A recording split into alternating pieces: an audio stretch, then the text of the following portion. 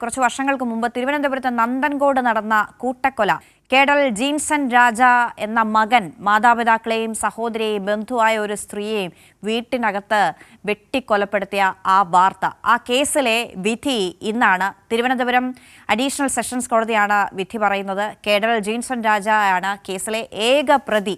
ഷീജയുണ്ട് തിരുവനന്തപുരത്ത് നിന്ന് വിശദമായ വിവരങ്ങൾ നൽകാൻ, കേസിന്റെ വിധി സംബന്ധിച്ച കാര്യങ്ങൾ ഒക്കെ പറയാൻ ഷീജയുണ്ട്. Sheeja, good morning. ഷീജ,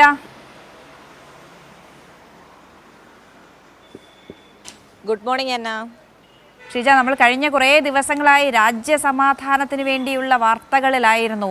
അതുകൊണ്ട് മറ്റു പ്രധാനപ്പെട്ട വാർത്തകളൊന്നും സത്യത്തിൽ സംഭവിക്കുന്നില്ലായിരുന്നു എന്നതാണ് വസ്തുത. ഏറ്റവും പ്രധാനപ്പെട്ട വാർത്ത അതുതന്നെയായിരുന്നു. പക്ഷേ ഇന്ന് കേരളം ഉറ്റുനോക്കുന്ന ഒരു വാർത്തയാണ്. കേരളം അന്ന് ഞെട്ടിത്തെറിച്ചു പോയൊരു വാർത്തയായിരുന്നു. ഇതിൻ്റെ പിന്നിൽ ദുർമന്ത്രവാദമാണ് എന്നതൊക്കെയായിരുന്നു ആദ്യം ജീൻസൺ രാജ അവകാശപ്പെട്ടത്. പിന്നീട് മനസ്സിലാകുന്നു കുട്ടിക്കാലത്ത് മാതാപിതാക്കളിൽ നിന്ന് നേരിട്ടിട്ടുള്ള അവഗണന, ആ വൈരാഗ്യം ആ ജീവിതകാലം അത്രയും സൂക്ഷിക്കുകയും അത് പിന്നീട് 4 പേരുടെ കൊലപാതകത്തിൽ കലാശിച്ചു എന്നുമൊക്കെയാണ്.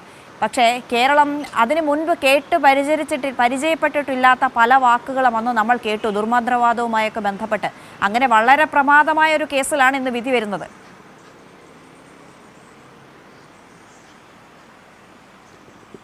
തീർച്ചയായും അന്ന സൂചിപ്പിച്ചതുപോലെ തന്നെയാണ് നമ്മൾ മലയാളികൾ അല്ലെങ്കിൽ കേരളം ഒന്നടങ്കം കേട്ടിട്ടില്ലാത്ത തരത്തിലുള്ളൊരു കൊലപാതകം. ആ കൊലപാതകത്തിൻ്റെ മുന്നിൽ കേരളം ഒന്നാകെ ഞെട്ടുന്നത് തന്നെയാണ് നമ്മൾ 2017 ഏപ്രിലിൽ കണ്ടത്. കാരണം ഈ ഒരു കൊലപാതകത്തിൽ ഇതിൻ്റെ ഏക പ്രതി എന്ന് പറയുന്നത് കേഡൽ ജിൻസൺ രാജയാണ്.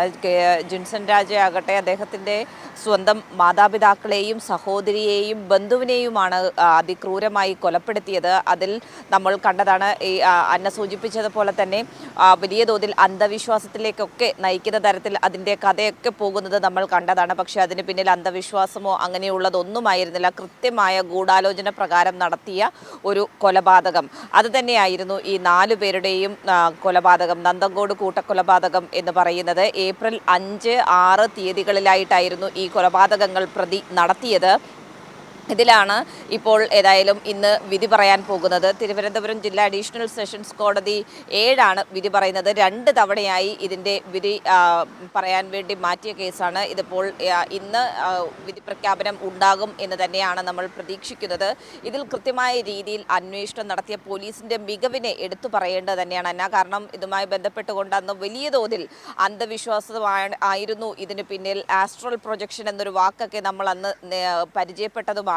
ആ രീതിയിൽ ആ കൊലപാതകത്തിൻ്റെ ഉള്ളറകളിലേക്ക് ചെല്ലുമ്പോഴാണ് ഇതൊരു മുൻ വൈരാഗ്യമാണ് കൊലപാതകത്തിന് കാരണം. സ്വന്തം മാതാപിതാക്കളെയും സഹോദരിയെയും ബന്ധുവിനെയും കൊലപ്പെടുത്തിയതിന് പിന്നിലുണ്ടായിരുന്നത് ഇത്തരത്തിലുണ്ടായിരുന്ന കുട്ടിക്കാലം മുതൽ ആ പ്രതിയിൽ ഉണ്ടായ മനസ്സിൽ ഉണ്ടായ വൈരാഗ്യം, അതാണ് ഈ ഒരു കൊലപാതകത്തിലേക്ക് എത്തിയത്. അതിൽ കൃത്യമായ രീതിയിൽ തെളിവുകൾ, ശാസ്ത്രീയ തെളിവുകൾ അടക്കം പോലീസ് ശേഖരിച്ചിരുന്നു.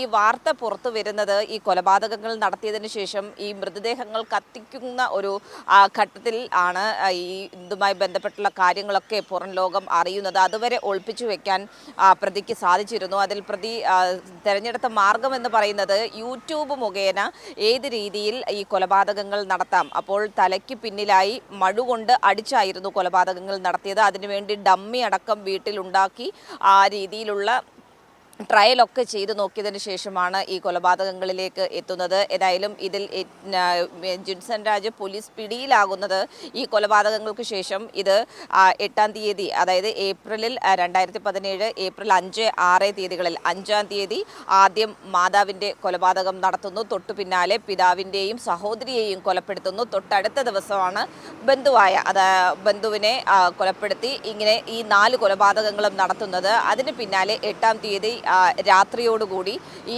മൃതദേഹങ്ങൾ വീട്ടിൽ വെച്ച് തന്നെ കത്തിക്കുന്ന ഒരു ശ്രമം.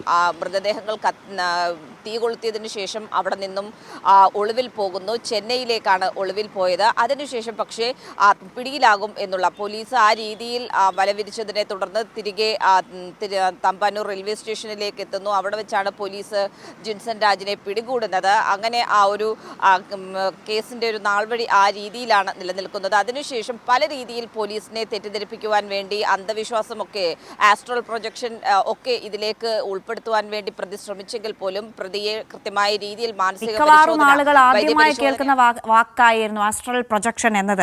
ഏകപ്രതിയായ ജീൻസൺ അന്ന് പറഞ്ഞ കാര്യങ്ങൾ ആത്മാവിനെ ശരീരത്തിൽ നിന്ന് വേർപെടുത്തുന്നതിന് വേണ്ടിയുള്ള പ്രൊജക്ഷൻ ആണ് അന്ന് ചെയ്തത് എന്നതൊക്കെയായിരുന്നു. പക്ഷേ തെറ്റിദ്ധരിപ്പിക്കുന്ന വിധത്തിലുള്ള അന്വേഷണത്തിൻ്റെ വഴിതിരിച്ചു വിടുന്ന തരത്തിലുള്ള മൊഴികളൊക്കെ ആയിരുന്നു.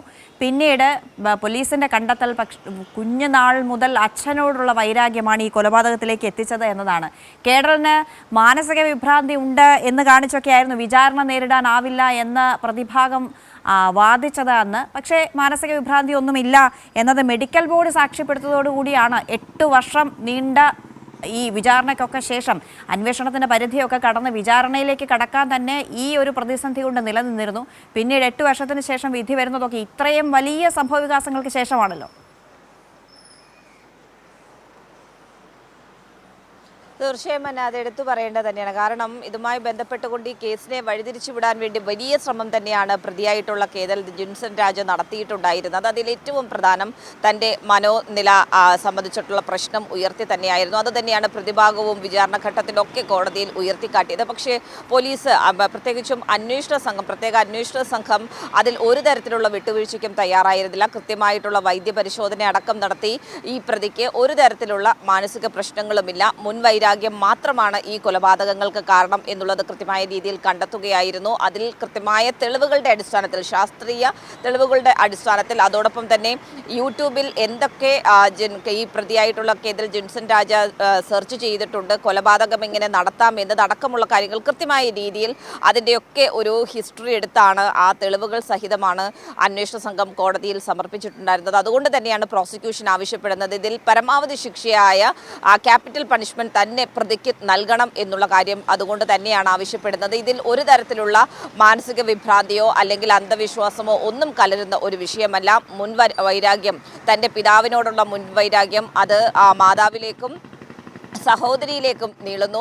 അങ്ങനെ ആ കുടുംബത്തിലെ ആരും തന്നെ അവശേഷിക്കേണ്ടതില്ല എന്നൊരു തീരുമാനത്തിലേക്ക് പ്രതി എത്തുന്നു. അതുകൊണ്ട് തന്നെ അത് മുൻകൂട്ടി തയ്യാറാക്കിയ ഒരു പദ്ധതി പ്രകാരം തന്നെയായിരുന്നു നടത്തിയിട്ടുണ്ടായിരുന്നത്. അതിൽ ഏറ്റവും ക്രൂരമായ കൊലപാതകം, സ്വന്തം മാതാപിതാക്കളെയും സഹോദരിയെയും അടക്കം നടത്തിയ കൊലപാതകം. അതുകൊണ്ട് ഇതിൽ ഒരു തരത്തിലും പ്രതി ദയ അർഹിക്കുന്നില്ല എന്നുള്ള കാര്യം തന്നെയാണ് പ്രോസിക്യൂഷൻ ആവശ്യപ്പെട്ടത്.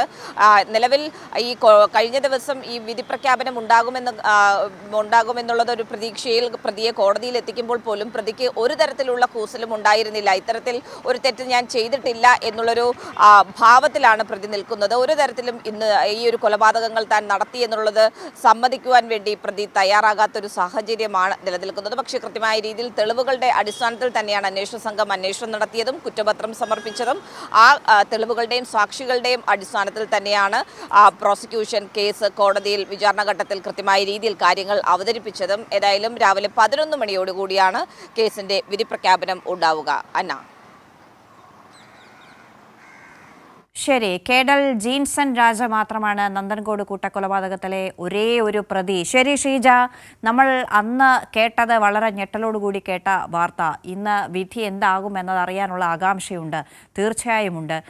4 പേരെ വെട്ടിക്കൊലപ്പെടുത്തി, പിന്നീട് പെട്രോൾ ഒഴിച്ച് കത്തിച്ചു, കേരളം വിട്ട് പുറത്തേക്ക് പോയി, മാനസിക വിഭ്രാന്തി ഉണ്ട് എന്ന് വാദിച്ചു. അതൊക്കെ സംഭവിച്ചുവെങ്കിലും ദുർമന്ത്രവാദത്തിൻ്റെ പശ്ചാത്തലം കൂടി ജീൻസൺ രാജ അന്ന് പറഞ്ഞു. അതൊന്നുമല്ല, അച്ഛനോടുള്ള വൈരാഗ്യമാണ് ഈ കൊലപാതകത്തിനൊക്കെ ദീർഘനാളുകളായുള്ള ഗൂഢാലോചനയുടെ ആസൂത്രണത്തിൻ്റെ ഫലമായി ഉണ്ടായ കൂട്ടക്കൊല എന്നുള്ള വിശകലനത്തിലേക്ക്, നിഗമനത്തിലേക്ക് പോലീസ് അവസാനം എത്തുന്നത് അങ്ങനെയാണ്. ഷീജയാണ് തിരുവനന്തപുരത്ത് നിന്ന് ആ വാർത്തയിലുള്ള വിവരങ്ങൾ നൽകിയത്.